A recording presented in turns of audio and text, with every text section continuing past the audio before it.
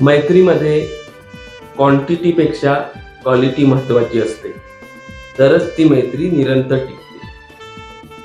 जर तुमच्याकडे हजारो मित्र असतील परंतु तुमच्या संकट काळात तुमच्या पाठीमागे खंबीरपणे किती जण उभे राहतात यावरूनच त्या मैत्रीची खरी किंमत कळत असते। मैत्री अशी असावी की मित्राच्या आनंदातही सहभागी होता आलं पाहिजे, त्याच्या प्रगतीचा अभिमान वाटला पाहिजे।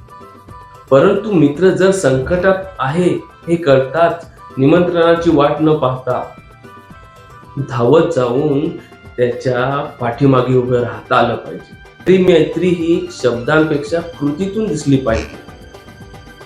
तुमच्या सुखात सहभागी होणारे कित्येक जण असतात, परंतु तुमच्या दुःखात जे साथ देतात तेच खरे मित्र असतात।